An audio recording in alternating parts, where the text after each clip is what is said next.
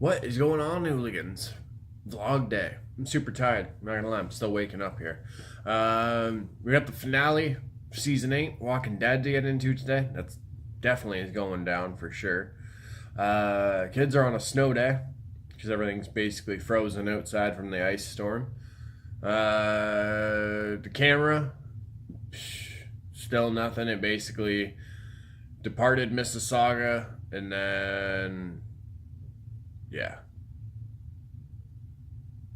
So that's where I'm at. I have no idea what else is going to go on for today, to be honest. Like I said, I am super tired right now. And yeah. Let's roll the intro.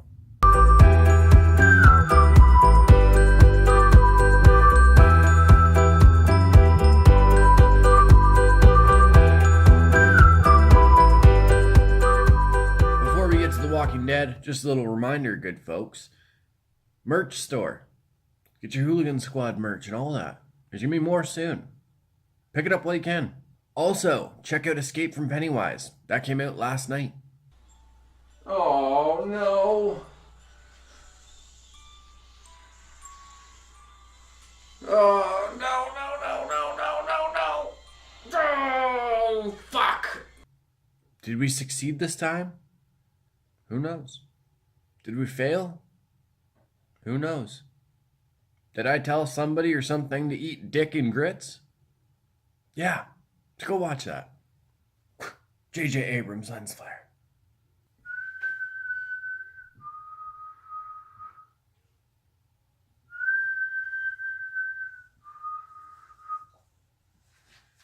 Oh yeah. It's time for the finale, fucks.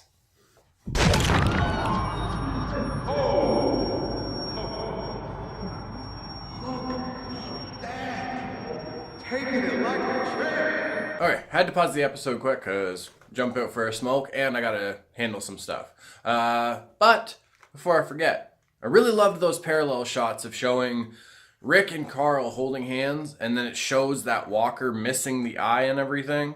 For a split second, I had to remind myself of how like Carl ended it for him and everything. So like, I thought that was Carl for a second, but was wrong. Either way, it's interesting because, see, Morgan feels that him and Rick are the same and that they've lost everything. But Rick still has Judith. Morgan has lost everything, family-wise. But, like, he still has, like, you know, Carol and the group and everybody. It's just, you know, he's lost his son, his wife to this whole thing. And it's like, yeah, I honestly feel like with Morgan, he would have actually been a force that like keeps Rick down. So I don't know. We'll see where the episode goes. But prediction right now, I think that Eugene is going to try and redeem himself by making shitty bullets, maybe. Maybe like the gun that he gave Negan to test was like, those were the ones he made sure would fire. And also, excuse me. Oh shit, I had another prediction. I think this finale, it's either gonna end right as Negan and Rick kind of have that confrontation, because from the comics, that's how this all ends. In the comics, Rick kind of like slices him right there, but then he like still keeps him alive and puts him in the jail cell. So maybe that's where it ends. But that's all just a prediction. We'll see what happens. 1 hour later. Holy shit, what a finale, good folks. That was a good one, honestly. And there's really not much to recap. Like, a lot of the action and everything, like, if you watched it, it kind of speaks for itself. Although, there are some very interesting callbacks and other things. So, Negan's plan of kind of like, you know, having like a fake trap, but he's actually going to be somewhere else kind of thing.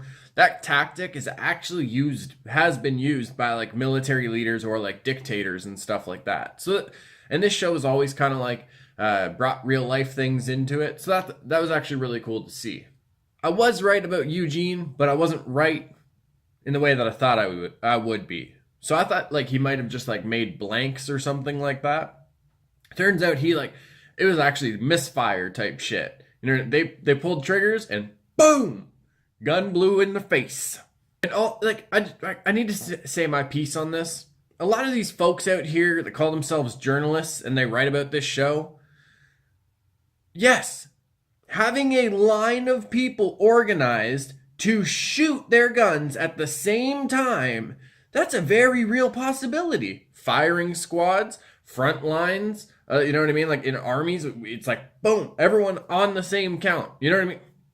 Like, that's a real fucking thing that can be arranged. It's not hard. Especially when everyone has walkie-talkies and, like, ridiculous. So, an interesting parallel / like callback. If you remember, Rick's kind of like closing speech, I think it was season 3. I might be wrong on that though. When he's talking about like them versus the walkers in the prison when they're like standing outside, and he says like, you know, we as the humans, we are the walking dead. Well, in this episode, he actually like tells everybody that's there, like, look at them. Look at that fucking horde of walkers. That's death. We are life. So it's like, I feel like Rick has kind of like come into like that more positive thing again, like mindset and everything again. You know what I mean? If I remember correctly, Negan and Rick's dialogue when they're like having that one-on-one like kind of confrontation, I don't know if, I can't remember if the whole thing, but I know definitely a few of those lines are right from like that part in the comics as well. Also, I have to mention, because I'll forget if I don't, with that big horde and everything, when they saw that and they said, have you ever seen one that large before? No, things are changing.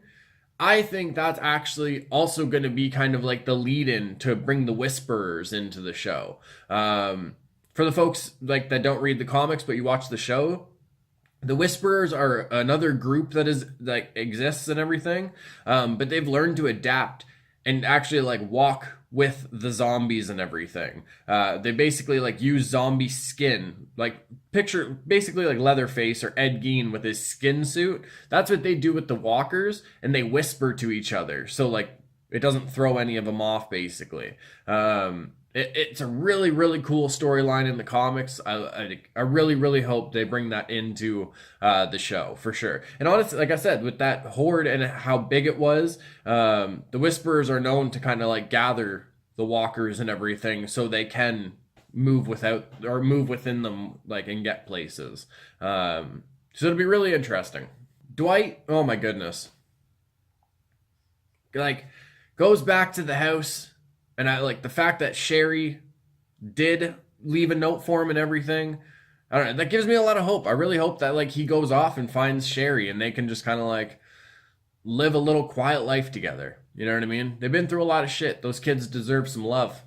Jumping back to Eugene. Honestly, what I think like kind of like helped bring him around is he hasn't really done anything like super, super unforgivable. Like if you think about it. You know what I mean? It's not like he's fucking like Lucille'd anybody or anything like that. He actually tried to help Gabriel and the doctor get away. But I think you got to remember that when we met Eugene, he was with Abraham and Rosita.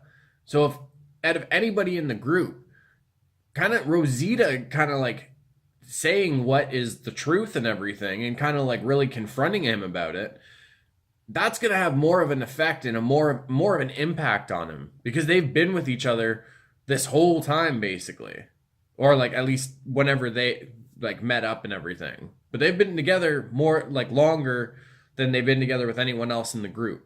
So at least for me, it makes sense. And also kind of, you know, being inspired in a way by Gabriel. Yeah, for me, it makes sense. And I actually, the way that he redeemed himself, again, excuse me, makes sense to me. So I don't know. Before we go, we got to talk about it. What is going to happen with Maggie, Jesus, and Daryl? Like, one, I didn't expect Jesus to kind of like be on board with almost like going against Rick and Michonne. That's really interesting. And even Daryl, like I get it. You know what I mean? Daryl kind of got held captive and everything by him. But yeah, it's just, I don't know. It's very interesting. And I know some people would be like, oh, that's not how it goes in the comics. Well, yeah. Honestly, I like that this show is diverting from the comics in like a more, not severe, but a more just like drastic way where, again, the show is one universe. the comic is another universe. You know what I mean? So again, I don't know what's gonna happen, but I am very interested to see like how that storyline unfolds. And I feel like, I don't know, I feel like that was like, that scene itself might have been a callback, because I feel like that was kind of the same scene that happened with like when they were talking about Gregory or something. I don't know. I might be wrong on that one though, but I definitely feel like that scene at the end with Daryl, Rick, and Daryl, Maggie, and Jesus, it was definitely a callback to another scene that kind of like was the same. Great finale. I am super excited for season 9. The possibility of the Walkers coming in, this storyline with Maggie and Rick kind of going against. I don't know how well it's going to translate on camera. It looks pretty good, but look at that. All the branches and ice. It's snowing. That's a winter wonderland, folks. Goddamn winter wonderland.